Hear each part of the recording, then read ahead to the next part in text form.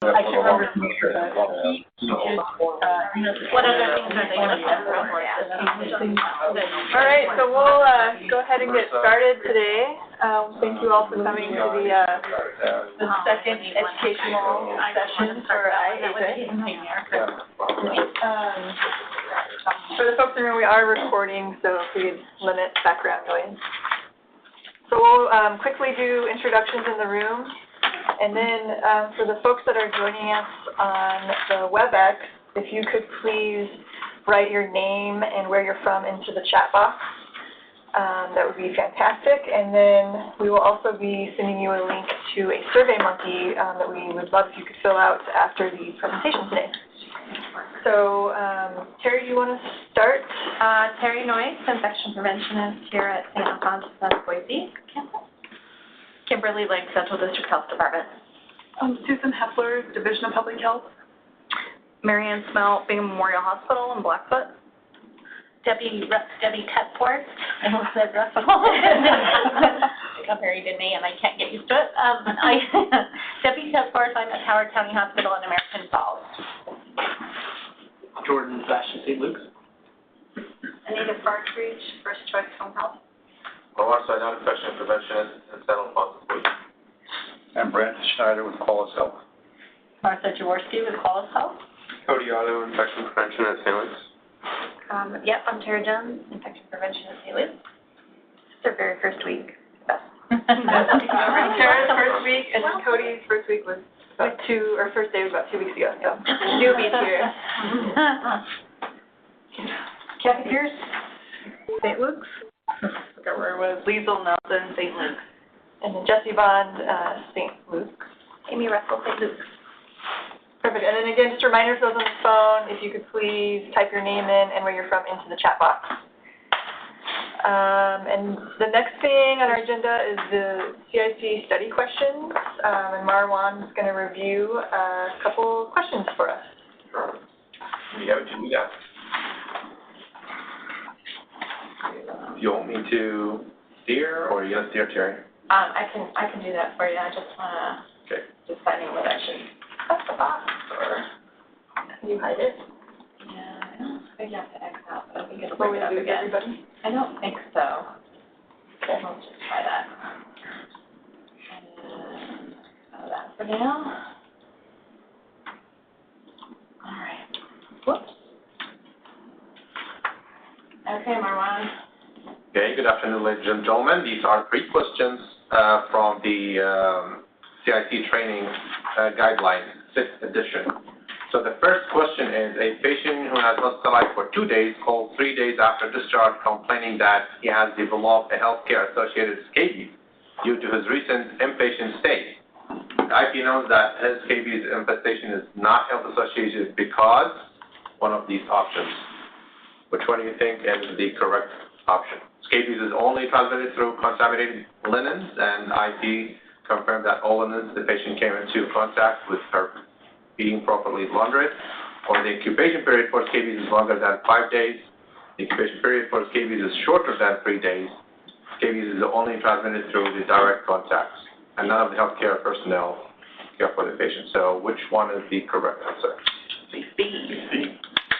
B. And go to the answers. Sorry. Yes, the answer is B. And this is the explanation. And scabies, flies, and bed bugs, I think this is the scary 3 things that nurses usually freak out. Also, I feel like MRSA is the freaking one. But, you know. So that's why I was kind of bring that question. And I referenced the questions, by the way, in the end from that 6th edition guidelines. So you can go and read more about it if you want to. Next slide. Sorry. So the question number 2. The IP has been benchmarked for data to other facilities performing similar activities for a period of time. The IP should analyze the entire process to ensure that which of the following conditions are met. Standardized definition are used consistently, overall rates are used to accurately track trending over time, adequate training of personnel to collect store, manage, and analyze data. Data are calculated using the same methodology as National Validating System. So a combination of these four, which one is the correct one? 1, 3, and 4. C, let's see. C or not. So the correct answer is yes, C, because we are steering away from rates, by the way. We're using SIR and all of that, so. And SIR education to the staff is a little bit hard, so I think we need to be a little bit in front line to educate everybody about SIR, not rates, and especially leadership. Because leadership, like I trained to see rate and trending in rates rather than SIR. Anybody have comments on the line? No? Maybe yes. So in the spirit of mock surveyors that we had 2 weeks ago, this question came in. The U.S. Pharmacopoeia recommended that multi-dose vials to be disposed of 14 days, 30 days, 28 days, when all medication has been used. And let's see the answer. It is C, 28 days. And this is kind of some explanation or reference for that if you wanted to go back and give it a look. So also, days, expired days, single use, these are big issues and, in every department, I guess, so we need to focus on that more. These are the 3 questions. Any concerns, comments, questions, happy thoughts? No? That's great, thank you, Thank Marwan. you. And next, Martha is going to introduce our speaker for the session today. Okay, thank you, Jesse. So today we are going to hear about injection drug diversions. So Amy Russell from St. Luke's Health System attended the APIC Puget Sound Injection Drug Diversion Conference, maybe in December or last fall? November, actually. November, okay. So Amy has been an infection preventionist for 2 years at St. Luke's. Before that, she worked in a lab for 12 years, 10 of it in micro, as a medical lab scientist. While she was in Seattle, she did enjoy some thrift store shopping and some walking around in some questionable neighborhoods. Yes. Amy. In there too. Yeah, I took an Uber to one of them and I didn't want to Uber to the next one and then walked and then thought, my mom and husband can see me right now, they strangle me. Can you guys hear me if I sit and if I don't have to stand? Does that work for you guys? I will stand if I have to, but, okay. I'll try to have that on the phone. Is everybody on the phone, are you good? I know I don't have a super loud voice and I will try. I don't think we have a microphone. Okay, I'll start, and if we're having a problem, I'll just remind me every once in a while to project, because it's not necessarily always right now. Oh, good, okay.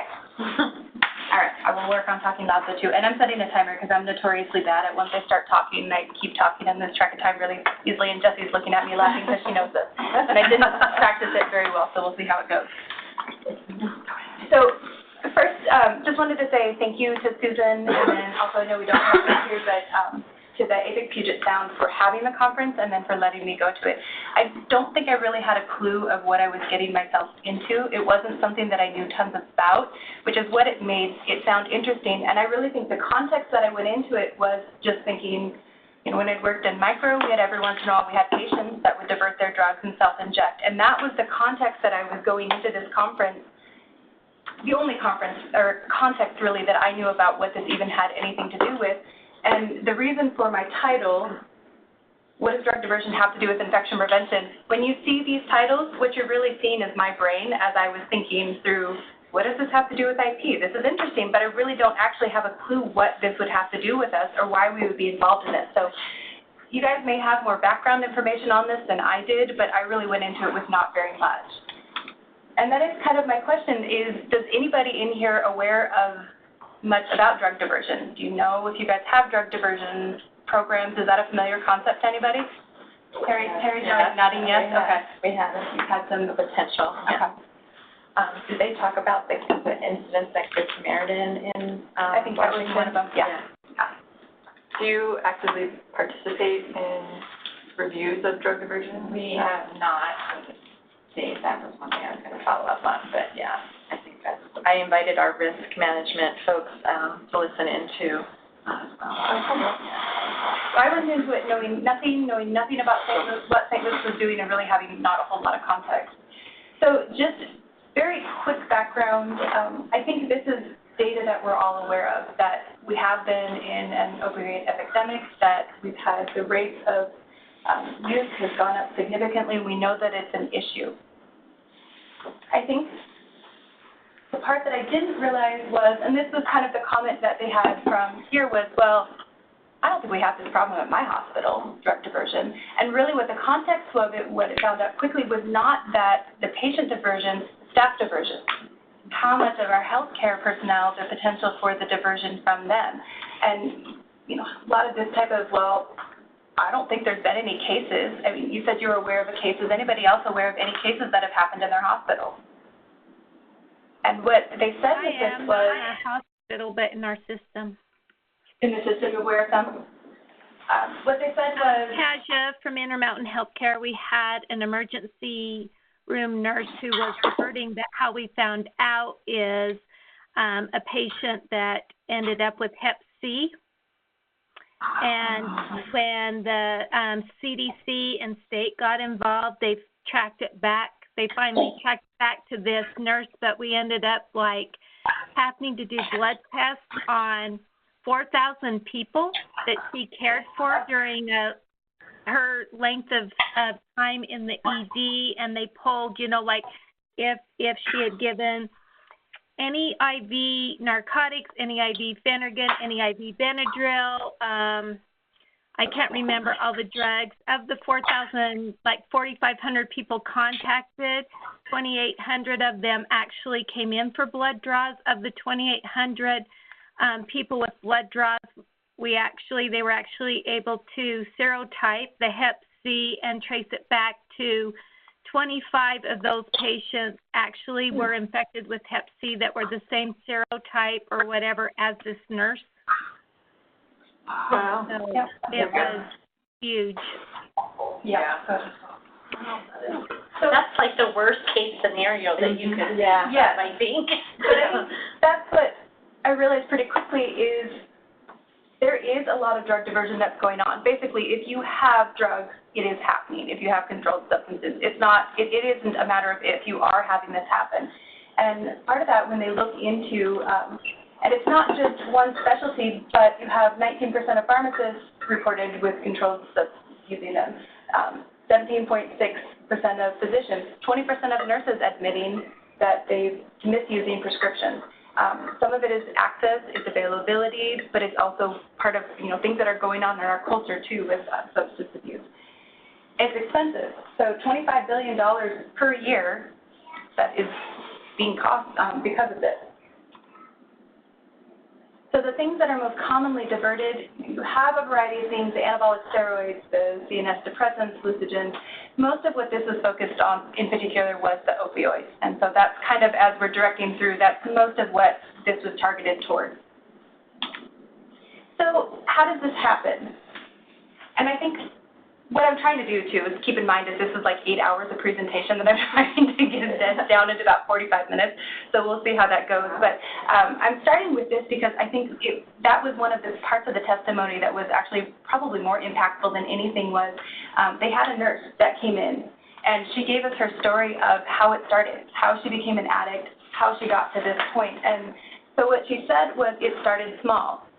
You know, she probably had been abusing alcohol when she was in college, and it probably started with that, and life is stressful. And she had this thought one day of, hey, we throw a lot of drugs away, really not doing anything with them, and she pulled it out of the trash.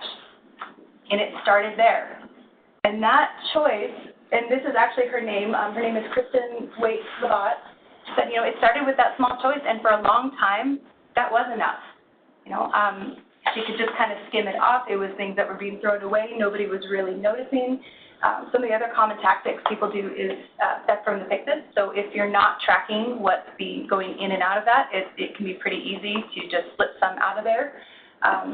Some of it is like what she started with, the use of the waste. Sometimes I'll call in prescriptions.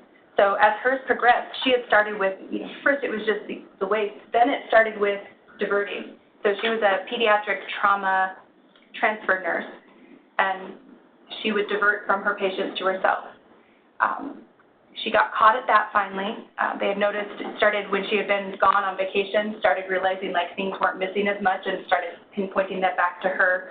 She got fired, ended up working for a doctor's office who kind of took mercy on her, and she said, you know, I got myself cleaned up, and she started writing herself prescriptions from him. Got caught again, and at that point she lost her nursing license. And it took for her to hit that absolute rock bottom before she was able to build herself back up and actually got her nursing license back. It took her a really long time, and now she goes around talking with people to give them an understanding of, I think it's sometimes easy to look at that somewhat judgmentally, and I think that was really impactful to hear of. It's not like you set out with, I'm going to steal drugs from my patients. It's one bad decision that led to another bad decision, and she said really for her the turning point was fentanyl. That when she got that first bit of fentanyl, that kicked her from kind of being able to manage it to over the top. And that was the big turning point for her. Another thing that she mentioned was abuse of the culture of helpers. Nurses are helpers. So if I'm in a room and I'm doing something and I'm saying to my coworker, hey, I'm in this room, can you grab this for me? It's abusing that wanting to help get that drug for you, and then I'm just going to slide it right into my pocket. You know, there's a lot of ways to be very kind of sneaky, devious, to go unnoticed for quite a bit of time, which is why it doesn't always get caught. Where it really gets into a problem for us, and the point at which infection prevention is going to probably get pulled into it, is when we start getting into the tampering and substitution. So, and she said for her, she never got to that point. She probably would have, but that's where we start to get involved, because when we have something that they're self-injecting or we're pulling off and self-injecting and then injecting into the patient, that's where we start having these cases where we have the transmission that's occurring. So looking at this, you know, with that thought of, okay, what does that have to do with infection prevention? And you start hearing these 1,500 Washington patients warned of hepatitis HIV. Nurses stealing drugs may have exposed thousands to hepatitis C. This one was a great one. Nurse accused of using her own needles. So she cleaned her own needles up and then used them on the patients. Like, oh, great. Another one that was a hepatitis C. Tampering, this one was 4,000 tested from just this one case, 45 cases. And I think that's when it was kind of that aha moment of, yeah, if we had 3,000 patients who had been exposed to hepatitis, we're going to get pulled into this front and center. There's no way that this is not going to happen and not have us be involved in it.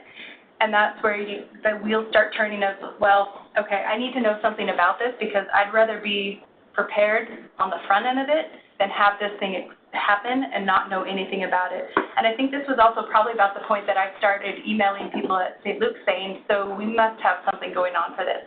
And lo and behold, I was so out of the loop of what was going on. One of my coworkers who runs our drug diversion program was there, sitting a table away from me. And what was interesting is she didn't know I was there either, and that kind of started that, you know, what they were talking a lot about is we probably have these types of things going on, but there's a disconnect with infection prevention because they're not thinking of it. We're not aware that it's going on, that we need to be involved, and they're not really thinking of it through that lens either. But this is how we get to this point. So if we have somebody that has it, they self-inject, we're contaminating our things, we expose our patients, and then we have these huge exposures that can occur. These are a few other cases from the CDC website. So it can be hepatitis and often our bloodborne pathogens, but not always. There's been Pseudomonas kettii, there's been Serratia marcescens, there's been Achilobacter infection. So there have been bacterial infections also that they've been able to track back to some of these drug diversions as well. So, you know, looking at this, it's that, where do we even start? And I think that was part of the point I hit of like, well, we must be doing something. Like, what type of things, how do we get this going in our hospital if we have nothing? So not even the IP involvement, but if my hospital doesn't have this, who should be a part of this type of program? So really this is going to be a thing that's going to be from your top. You've got to have your involvement from your executive leadership. You're going to want to have a drug diversion committee because you're going to need a group of people from a lot of different backgrounds that are going to be looking at this, because these start to get into things of, you know, it's sensitive cases. You know, if you have somebody that's accused of this, you're going to have your HR people right there front and center, because these are, you have legal things that are going on with this. There's things that are going to need to be reported to the DEA. How are you going to handle that? What are you going to do with that? What support are you going to have? Who gets to know this? Because it is sensitive. Sometimes, particularly if you're in a small hospital, these are coworkers that you might be seeing every day that this is happening with, and it can be kind of a very sensitive topic while things are going on. So some of the essentials that they said was, you got to have your policies. What are you going to do if you have this? Do you know what you're going to do, how you're going to handle this, who's going to be involved, who's going to know? It's going to take a lot of collaboration between nursing, pharmacy, other keys. So I think those other key departments, this is where we need to be one of those other key departments. And then how are you going to do this? So they were talking about monitoring the PIC sits, pulling those reports. Who's looking for that? What are you doing looking for trends? So how are you tracking some of that part of it? What are you going to do with it when you find out? Who are you going to let know? And we got to educate everybody. In terms of who you're going to have a couple different ways that you're looking at this. You'll have a diversion team, and that's going to be in the moment when something happens, when there's a suspected, what's going to happen. So we find something in somebody's pocket, who's going to be boots on the ground right that moment to deal with it. And then you're going to have kind of your bigger picture of your committee, your multidisciplinary, of who's looking at the SOPs, policies, data, your overall driving direction. Now, the level that infection prevention gets pulled into it varies widely. We had, I'm trying to think of how many different IPs were at that. And that conference was really interesting because it was IP, but it was also, I was sitting next to a guy from a children's hospital in Seattle, and that was his job. He was the new person that was setting up this. So you had a lot of pharmacy, you had IP, we had a lot of the state health partners, but it was a lot of different groups because it is very multidisciplinary. For some of the hospitals, the IP was front and center. Every drug diversion, no matter what it was, went through them. For others, well, I didn't even know we had a program, so you can tell our level of involvement to this point. Some of them, it was only if they thought that there was injections that went on with it. But as some pointed out too, just because you don't know it on that time doesn't mean that there's still not that potential for it. So somebody maybe just hasn't gotten to that point yet, or maybe that has occurred before. So that you can't necessarily rule out that IP doesn't need to be involved. But I think that's one every hospital is going to have to work through and determine what level they get IP involved, because as we've found as we're starting to pursue this, you do start to have but wait, we've got to be really careful from the HR perspective of who gets to know this at what point, because it's really sensitive information. So that just takes working with your committee as you set up in your hospital, who's going to know what when. But I had to show you guys this one because I kind of just enjoyed this. So the New Jersey Department of Health, they did a drug diversion exercise, and this is the report out from when they did their exercise. And they found that the facilities were unaware of the public health implications. They didn't even consider that there could have been diseases that were transmitted in this. All they were thinking about was the legal aspects of it, the diversion. It wasn't even occurring to them that they could have even had this. So it's not just us always that's not knowing that we should be thinking about it. The facility wasn't even occurring to them that might even be something they had to worry about. And then what do you know? When the IP was there during the exercise, her knowledge or his knowledge of disease transmission, public health impact, and experience with investigating and reporting communicable diseases and outbreaks was an asset. Who knew? Typically, the IP has established relationships with the local and state health department. What do you know? IP is tasked with conducting surveillance for reportable communicable diseases and detecting unusual clusters of diseases. They all of a sudden found, hey, we have somebody that totally fits in their wheelhouse of what they do, and they have the connection. So I hope that was their aha moment for them of, we have that resource here. We just need to tap into it with our IPs. And then again said, IPs have to be part of that discussion and serve as that link. And then also found that most facilities had little or no experience with patient notification. So I don't know about you guys, we've unfortunately had a few different patient exposures. Do any of you guys have experience with contacting, notifying patients because of exposures? It does suck. It's among my least favorite things. But again, it's that they weren't even realizing I have somebody already here who has experience with this. And that's, again, kind of that aha moment of what are we going to bring to the table? Well, we know how to do this stuff. This is stuff that we're already doing. We haven't applied it to this context specifically, but it's skills that we have, it's connections that we have. We can help guide our people in the direction we need to go on this. So anyways, it just kind of cracked me up of the report out, made me laugh. And I think it kind of comes down to you don't know what you don't know. You don't know that if you don't know that part of it, we don't know what we don't know on this, what we should be doing, but they're not knowing what kind of service and what kind of help we can bring to this. So we have to be part of the process. How involved we are is going to depend, but we need to be a part of that because, again, I want to be on the front end of this. I want to be prepped. I want to know what our plan is rather than have the phone call the day that says, hey, we just exposed a whole lot of people and now we need your help. I want to be at the beginning of this and have a plan. But it can be very challenging to get involved. I'm truly still working through that and our organization is going through a lot of changes just in general, but I've been in contact in those few months. I still have not gotten my foot in the door at the table. The foot's in the door. I'm still trying to push my way in there that, we're still having to kind of build that case, and I know other IPs have said the same thing that, for some, it's been great. They have kind of control over all of it, and it goes through them. Some have really struggled to be a part of that team, so kind of a work in progress. So now my brain was kind of this well, okay, so this actually does include IP, so obviously I'm going to need to know something about this. So now what? What does that mean? What does that look like exactly? Well, these are kind of my take-backs of the areas I think that we're going to be either largely involved in, possibly involved in, but kind of things that I want to be prepped for that we might be pulled into. I think we're going to be front and center if there's transmission of pathogens, because really that's more than anybody for looking through those diseases, for case review, for transmission, for incubation.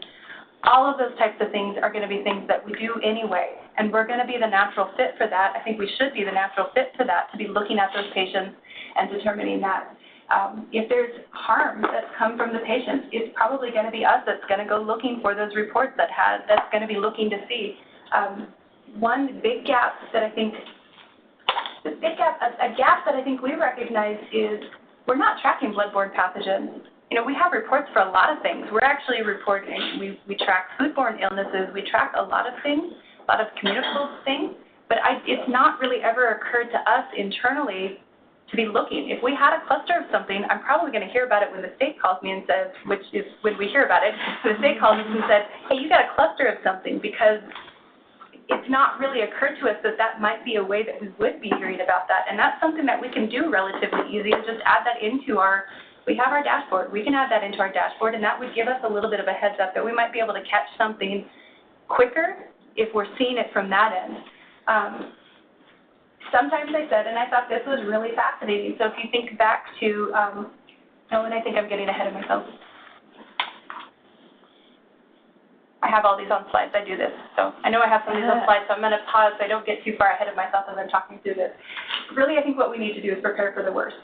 So know that if this happens, if this worst case scenario happens, which guaranteed will be Friday at 4 o'clock, what do you need to be prepared for? Who do we need to have our connections with? What do we need to have in place? What things do we need to think about so that when it happens, we're ready? So who's going to look at these? Who's going to notify? Who's going to be working with the PR part of it? Who's going to be doing our testing? What is our plan? How are we going to do this? How are we going to handle this? Who's going to do what? So with our bloodborne pathogen testing, and that was one, I think, in talking with the gal that we had at St. Luke's that hadn't occurred to her was that we might even need to do some bloodborne pathogen testing, because we're not thinking of it through that disease transmission. They're just thinking, I need to stop the person from diverting the drugs. We need to deal with the legal aspect of it, but not really even thinking if we have those cases, could we have had something where could they have diverted and put our patients at risk to have a bloodborne pathogen?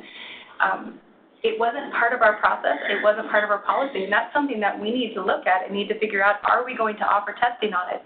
Now, kind of one of the interesting things that they mentioned on it was, in dealing with these, they found that, particularly when with patients where they had started seeing like Hep C, when they reached out to employees who were suspected of it, if they offered them the testing, that actually was more effective at getting the confession and getting them in and dealing with the process. Because when it suddenly became a matter of their own personal health, I might have hepatitis, that actually got them in and got them to basically confess and deal with them. It was actually a fairly effective way when you kind of made it in the sense of like they might be affected. then some light bulbs went off, minus, you know, the thousands of people they've exposed, but our self-centeredness cares about us. Things that we should be looking then for is bloodborne tests. So our HIVs, our hepatitis, and then any other pathogens suggested by exposure history. So that's where we're starting to look at those unusual clusters. We might want to be looking at if there's something popping up that we're not expecting, we might want to include that into the testing to see if that's where we're getting the source.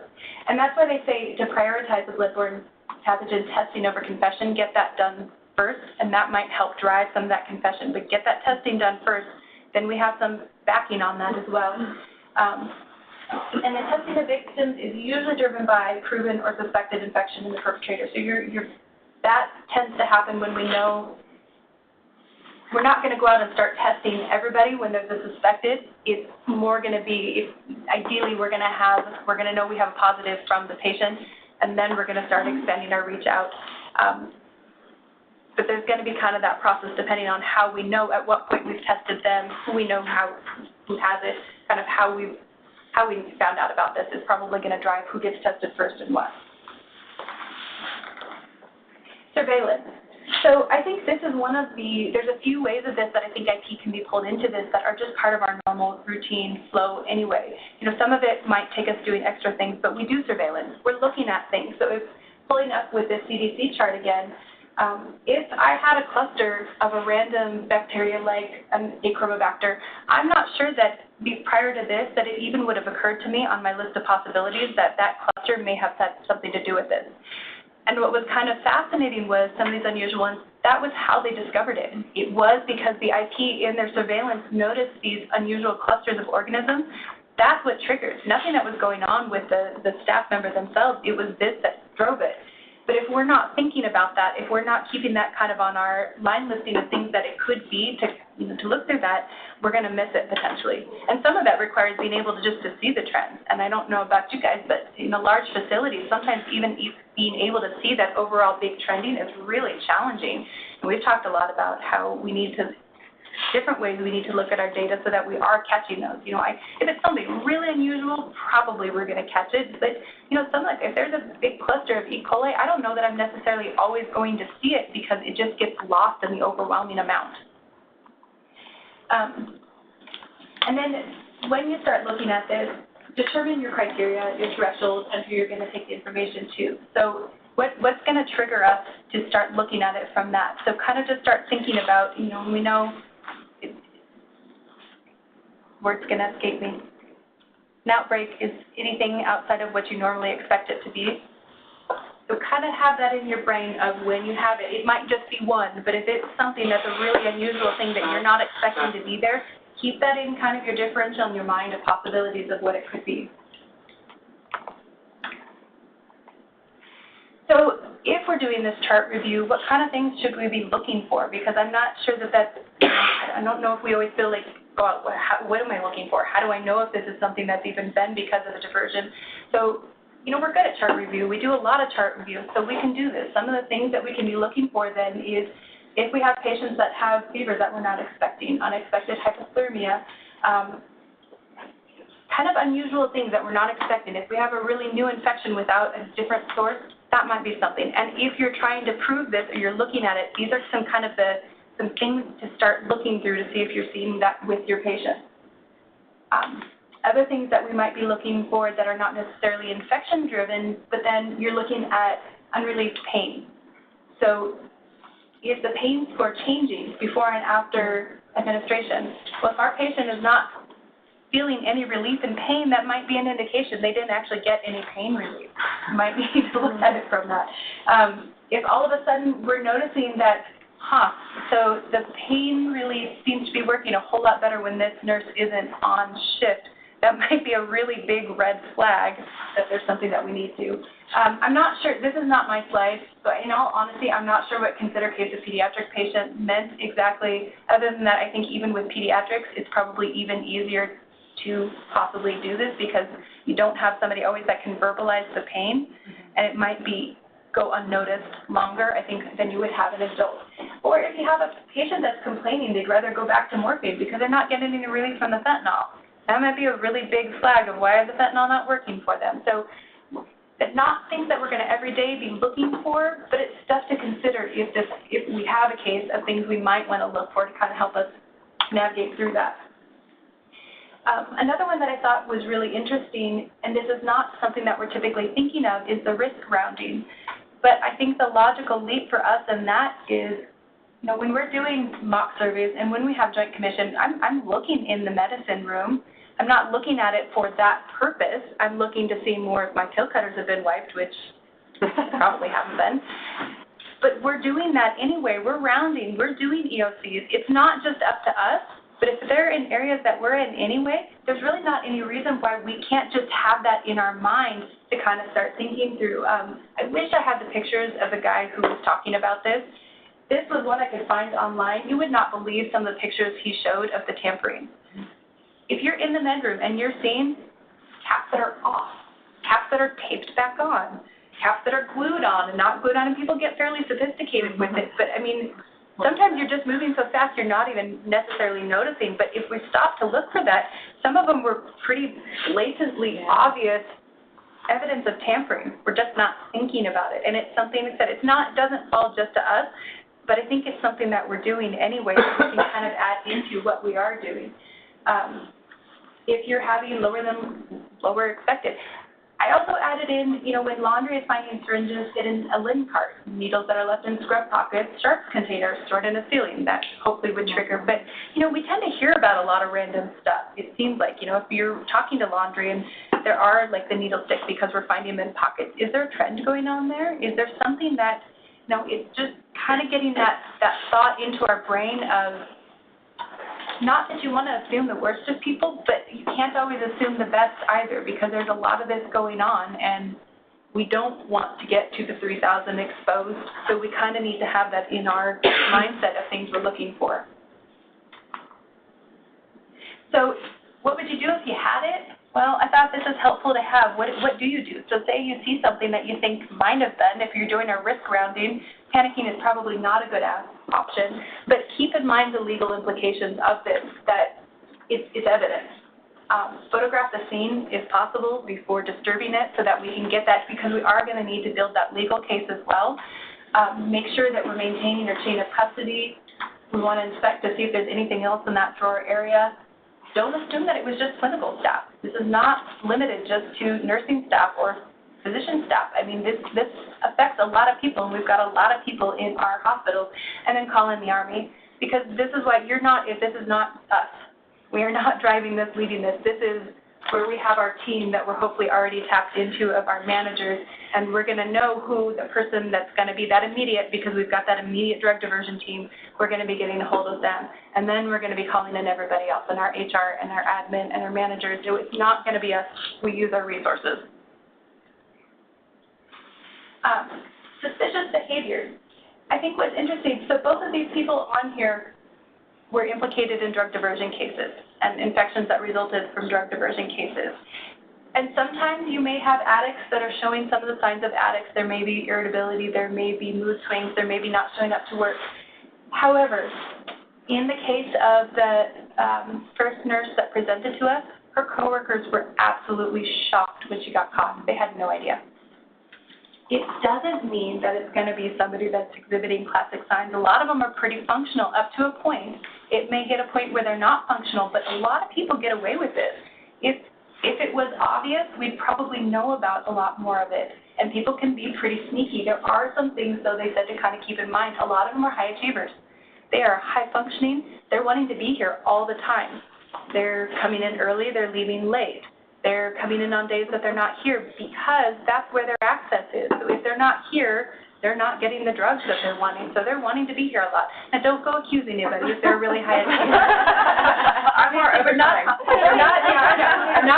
making that lead to that, but they did say there are some things that kind of can be. Often, very well liked, says often work night shift in critical care. So areas where you're working independently that you may be working more one-to-one or overnight when there's not as many people around, just more opportunities of when it can happen. And sometimes there's, like I said, absolutely none. Sometimes it comes as a total, complete shock. Frequently, it's a total, complete shock. These are normal-looking people. very normal-looking people. It's not like it's going to be a sketched-out drug abuser because we would have known, we would have caught on to it by then. Another thing is numerous job changes. So on some of the cases, I think it was in Colorado, working at multiple facilities or working as a traveler, or because you work at one place until you get caught or something suspicious and you just move to the other thing. Another one they said was one nurse that had got caught in places they shouldn't be. So she was found at one point looking in an anesthesia cart, and somebody had written her up of, what are you doing, in an area you shouldn't be digging in an anesthesia cart, but it didn't get taken further than that until there was a bigger event that occurred. So then we were kind of getting to something happens, what are we going to do? So what's our Department of Health call? We've had this happen. Hey, you've had some hepatitis cases. What's going on? What do you do in that moment? If you get that phone call, what steps should we be taking? And not saying that I am by no means the expert in this. I'm just taking things that I've found. But these were my take-backs of things that I think tools would be helpful for us to figure out what we're going to do in that moment. So, it's our first step. Look at our lab. What do we have? Do we have clusters of something? What's going on? Review those patients. Can we find any commonalities in those patients? And from the one time that I'm thinking that one of the departments had called us, of the things that we were looking at for commonalities, we were looking at staff, we were looking at procedures, we were looking at all of these things. I can tell you drug diversion never occurred to me as one of the things that we should be looking for, because it just wasn't. I wasn't thinking of it from that. You're going to pull in your drug diversion team for a huddle. So if we're getting the question, again, we're not working on an island on here. We're calling in our resources. We're calling in our people. And if you don't have a team, who do you want to call? You're going to want to talk to HR. You're going to want to talk with your pharmacy. You're going to want to talk with risk management, your patient safety, your admin, managers, communications. So get your team of people pulled together, huddle, figure out your plan. First, you're going to do some of our background IP work, but if we think we have an issue, pull everybody into it. And then what happens is, this is how Amy's brain would go if we had it. If we have an event, now what? Because when you look at these scenarios, when you have 3,000 people, I can't even hardly wrap my brain around trying to deal with an exposure of 3,000. We've had exposures of 40, and it took like a week of nonstop work, and it's insane. You've got to set up a command center. So this is where, if you have a major event, it's going to be calling in the big guns, and it's going to be, you cannot handle this by yourself. And even that initial team probably cannot handle it by themselves. You're going to want to call in your state, call in your resources, get the help from people. Sometimes we're bad about that. We know that. We need to call in, call Susan. No, that was a recommendation, by the way, but we did, but really it came directly from that. The idea being, call in your resources. So the one that was in Washington, and there's been a couple, but we had the IPs from one of the hospitals they actually set up a call center because they did. They had like 2,000 or 3,000, and they said for all of that communication that had to happen with calling patients, but then some of your other logistics. What are you going to do if you have to test 3,000 people? Can your lab handle an influx? Can the draw station handle 3,000 extra people? Can your lab handle 3,000 extra people? That's a lot of extra. So thinking through, having a plan ahead of time for those logistics is going to make it go a lot better than scrambling, trying to figure out what you're going to do when it's already happened. How are you going to follow up? Are you going to call people? And I will say one of the things that they noted on that, too, was being really transparent. They said for them that helped of letting the community know this happened. We're letting you know this happened. We are working on this. We're going to work through this. We're going to work with people. But they said that was really valuable for them to just be transparent with the community that it happened. So this was kind of my summary for our super IP of what do you need to do, what would I say were kind of my take-backs, what do I think are the take-backs for this, is find out what your organization is doing. So if you don't know, and that's where I was at, what does your hospital have going on? There's a decent chance that there is something going on because there's a lot of rules, regulations about this. They just might not be thinking about it from the IP perspective. So it might be like what I found out, which happens a lot in big places too, there's something going on. We're just not connected into it. Make sure that you're in the loop. You'll need to determine with your organization of how involved you are. Is it going to be every case? Is it only going to be when we think we have injectable diversions? Determine of when you're going to be pulled in, who's reviewing those cases, at what point do you get pulled in. Make sure they think about pulling you in. Make sure that you've got your policy in place and up to date. Are you going to do bloodborne pathogen testing? At what point are you going to do that? Is it going to be part of your policy? What testing are you going to do? So have that communication so that you've got that worked out with your health or employee health of when that's happening, who's doing that. Have your plan for how you're going to handle exposed patients. So who is going to be involved? Do you have canned letters ready? Who's going to write that? Who needs to sign off on that?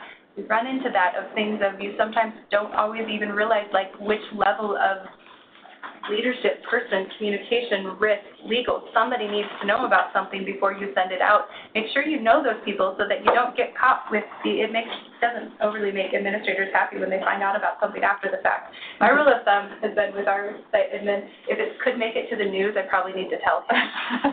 And then he pointed that perspective out too. This is my hospital. If something's going to be public, I need to know about this. They need to know ahead of time because there's nothing worse than them getting caught off guard either of not knowing that this happened. So make sure you've got all the right people listed. And then I think we can utilize the things that we're already doing. We just need to keep this in. We're already rounding. We're already doing surveillance, keeping this kind of in our mindset of things that we're looking for so that we're prepped. I have 7 minutes to spare. Very good, yeah. Questions for me? Not that I think, so one thing that I'll send out with this, because I realize obviously this is a lot of things to absorb, and it's not. on the chat. Oh, yeah. I have questions. So I took this, this was, like I said, there was like 8 presenters that I'm trying to condense down into one presentation.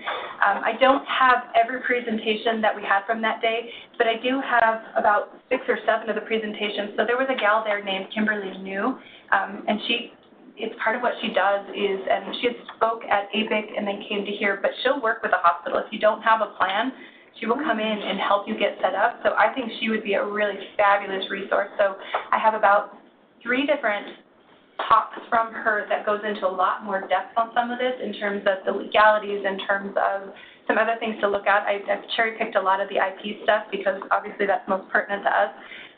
But if you want more resources, there's quite a bit more resources from her in that you can dive more into. I have a question. Yeah. So it sounds like it was very hospital-focused. Did they talk about long-term care or the outpatient setting at all? Or was it mainly acute care? That can happen anywhere, really. It can happen anywhere, yeah, totally.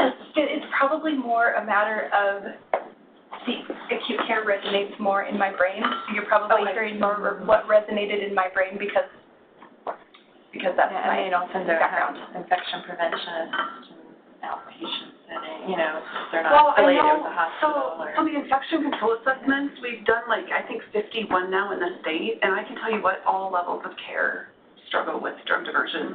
And the only people who've had policies are those that have they've had a problem. Yeah. So it's kind of so I feel like it's one of the big gaps. I know Martha and we went to a outpatient clinic and it was a nurse anesthetist who was drug diverting. And so, I've heard many stories, but those are the only facilities that are really prepared. Mm-hmm. Yeah, ambulatory surgery centers can be a problem. Right. I think we probably did talk about it a little bit. They did talk about it from the health department perspective a little bit. A lot of it was kind of geared that way, but I think in some of these there is some additional resources too.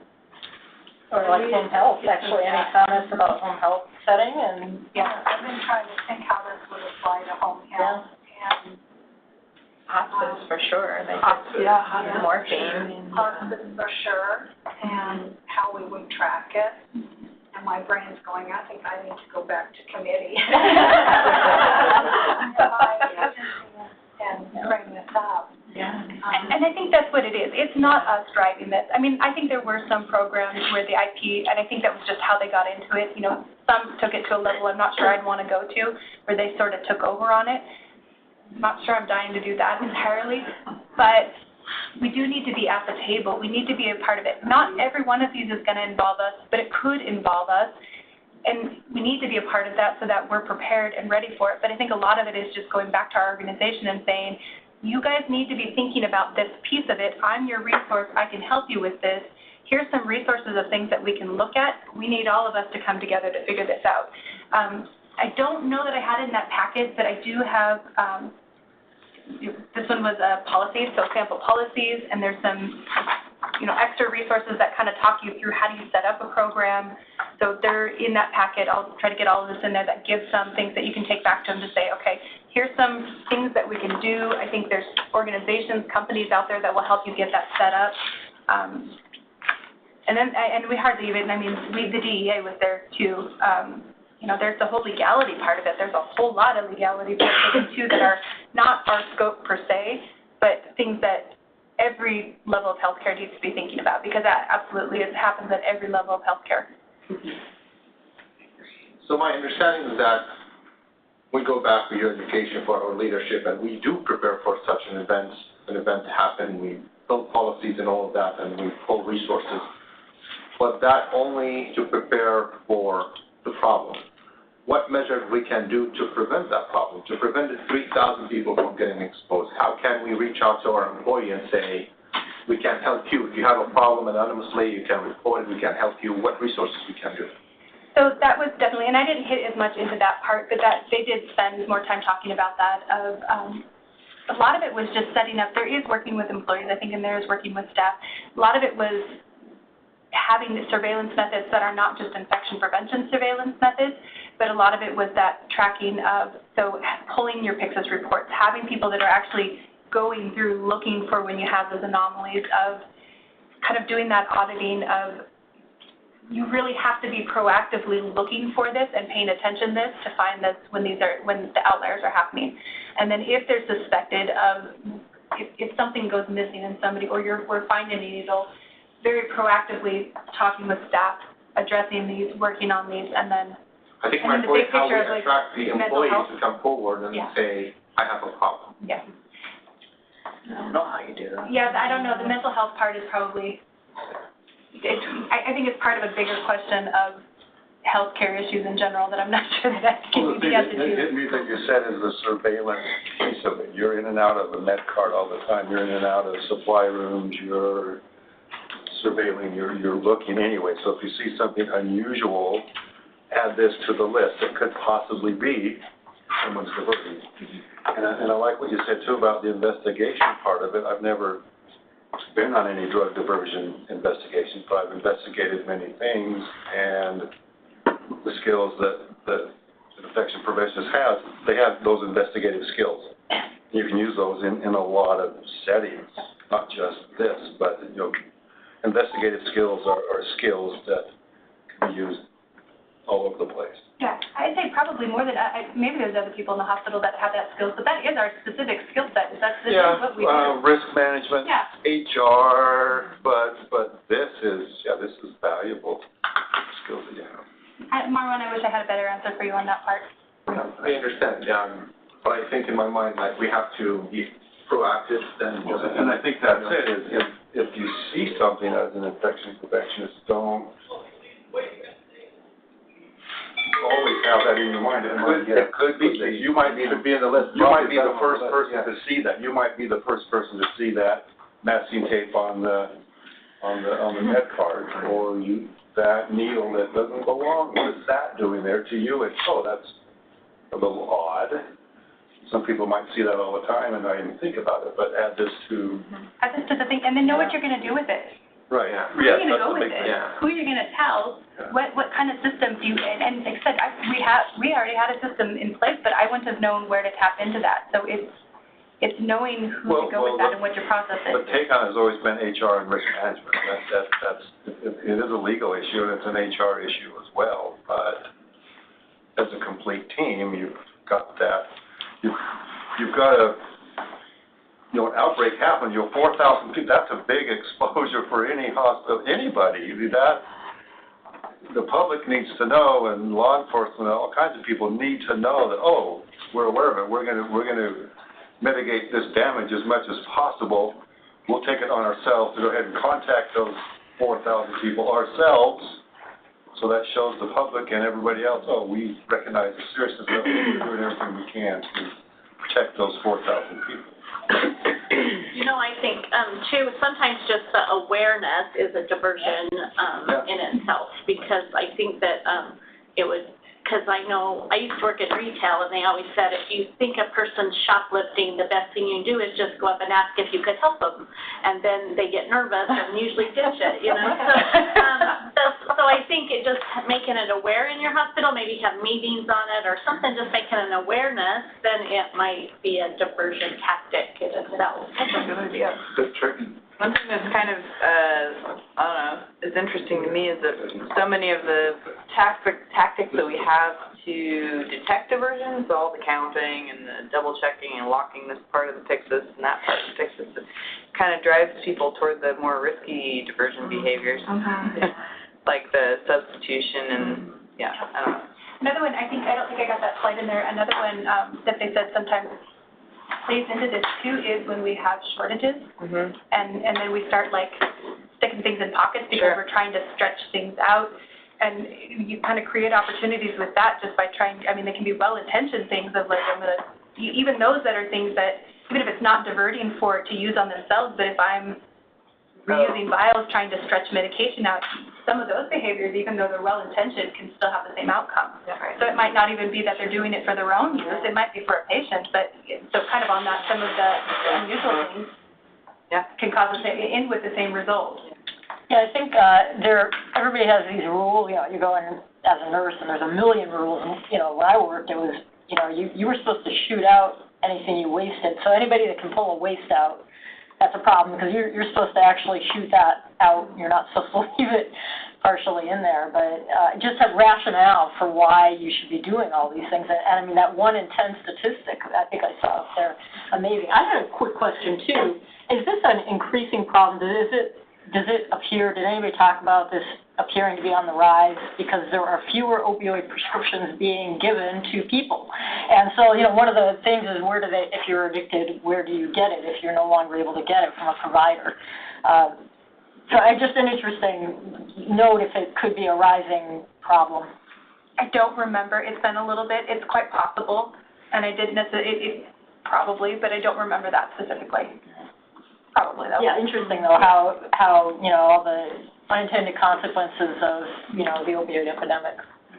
Well, depending on how well, it's not that hard. I think on some of it, I mean, as frequent as if you start Googling how many different exposures outbreaks, it's not that hard for people to do. And those are the ones that get to the kind of that worst case scenario where they're actually doing the tampering. That doesn't tell you how many of the other ones are. But you know, there's so many facilities for people to work at. They just don't stay. They jump. It depends on how well you're doing background checks, or if you're a traveler, traveling all over the place anyway. How long is it going to take before that catches up to you if you're moving place to place?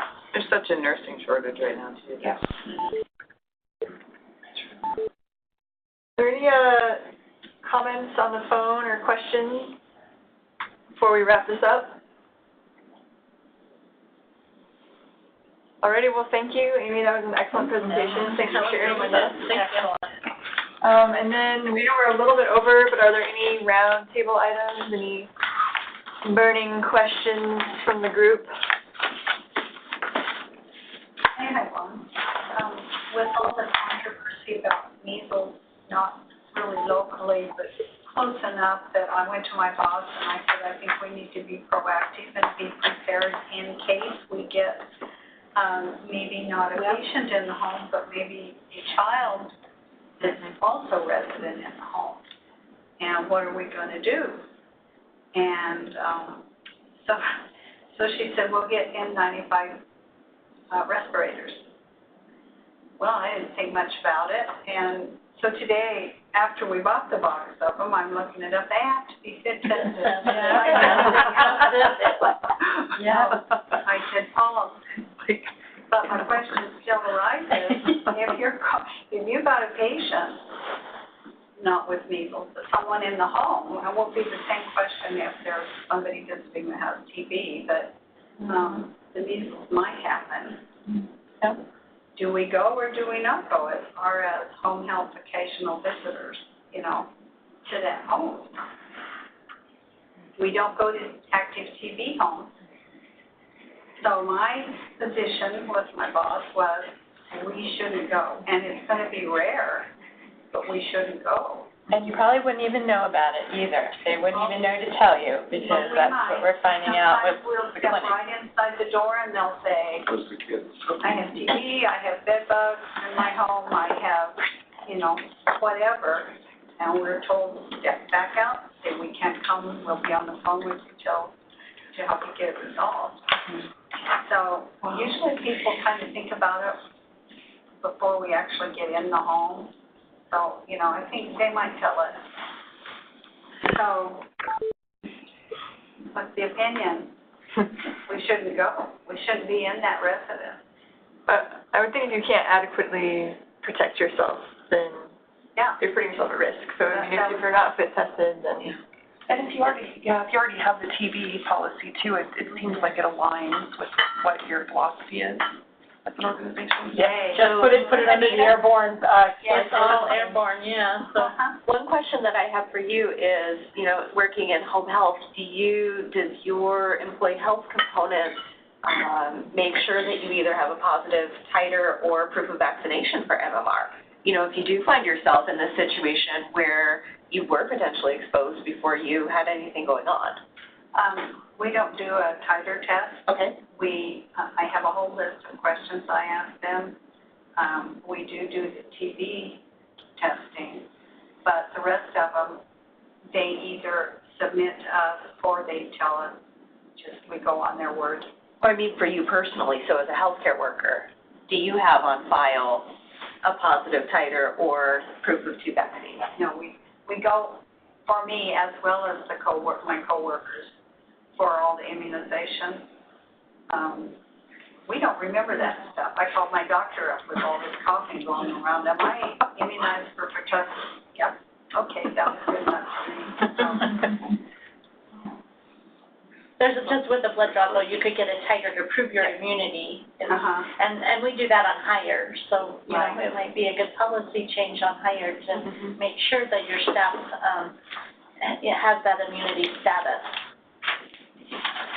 And I would say that's kind of been a big push for the Department of Health, where I know Dr. Hahn asked me to reach out to different facilities on that, and most of the larger hospitals in the state are doing that. They're going through employee records and they're contacting people that do not have a titer on file or that. Yeah, we did that here, and it's the volunteers that are the big gap, we don't have Because in anything the on file. past, if you were born before 1957, 1957, you didn't have to show proof of Right, that. so we're looking at titering them, and they're not. So the agency, like my agency, we pay if they need to get a Hep B re-immunization. And that's all we pay for. We have to pay for those titers because we require it. Yeah, Yeah. And what's worse is if you have to pay for any issues, if you gave them a vaccination and they had some sort of side effect or result. So along that line, and with what your talk was, and it said about maybe, we don't at our hospital check anybody for the hepatitis C. You think that would be a suggested thing to then start doing that as an employee health thing? Hep C. It's not a recommendation by the CDC. Well, it's not, but I'm just saying, if you're thinking your nurses, that might be a way to know if your nurses have it, so that if they are gonna. There's no contraindication for working if you have that. Right. But then if you see that there's hepatitis, I don't know, I guess that's the slippery slope. Yeah, I think it was more, it didn't really hit that point, and even at that, I didn't see anything that was necessarily depending on how you write your policy, but it didn't even make it sound like a mandatory thing or you need to determine whether you're going to make it mandatory or you're gonna offer it. Yeah. So even at that, I don't know, they left a little wiggle room on that. Any other roundtable items? Are we doing journal club? Is that something that's going to be starting back up or no? So that's an excellent question. I think there's been a lot of positive feedback on that. If there's interest, we would be more than happy to host that. Is there anyone that's interested in facilitating the journal club discussion, if we have one in the next couple of months.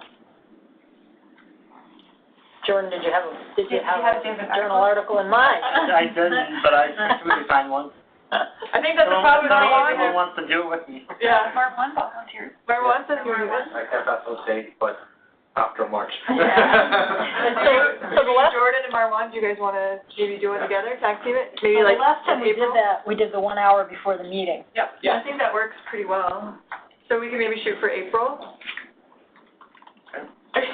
Yeah, are you regretting asking the question? Should we push it to May? Yeah. Is it possible? May? But probably I'll not be ready in April. That was, we have together. Oh, I think we decided we're not gonna meet in May because Yeah. it's the week, Memorial Day weekend. Oh, okay. So June? I thought we decided.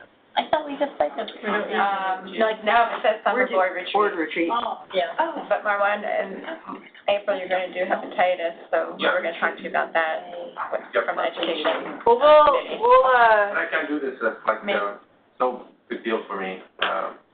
I have guidelines for that, and we can go through the guidelines. Just pick up I think, a topic. We can organize an effort, so. okay, we'll figure something out. We'll shoot for April or May. Okay. No May. No May. Super. I think I guess it's gonna be June now. And another ask is if anybody wants to do the CIC questions next month. Anybody interested in Did you doing want that? to continue doing it? They said you've been Yeah, doing you're it. in March. Oh, but you're I've not. already I'm done. leaving in March, so. What's that? I've already done. Oh, you've already done it? March. Kathy has Oh, volunteered. Kathy is in March. Let's see. I might. Oh, sure. Thank you. Any other questions, comments from the group? All right, well, that will end the educational session. If you want to stick around for the board meeting, you're more than welcome. Otherwise, have a lovely weekend, and we'll see you next time. Thank you, everybody. Did you want to have that? Oh.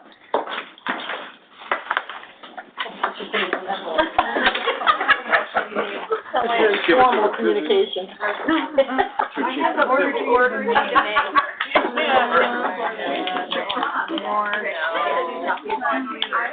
Can you record this part too, or just that one? So, we stopped it. Okay.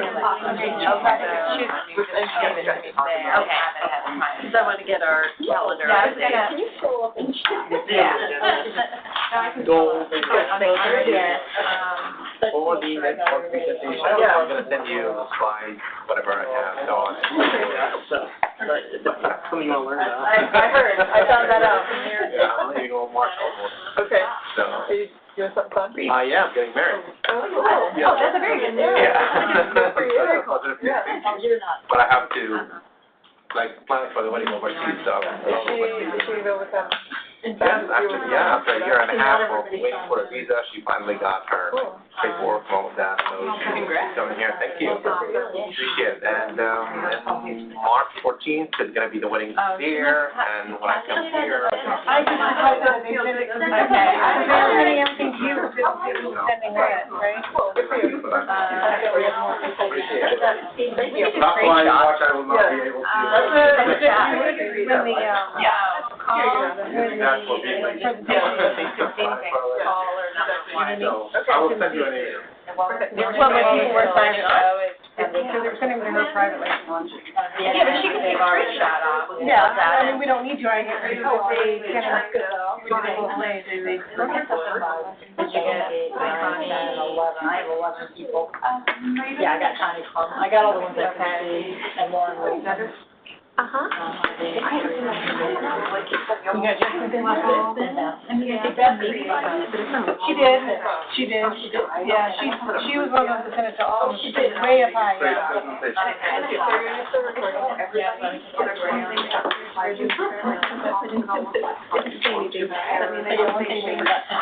was like, you're right. And then, this is a good format, really. Right there. Still running. On the right, the recording. Recorder on the right. Okay. Push stop for that.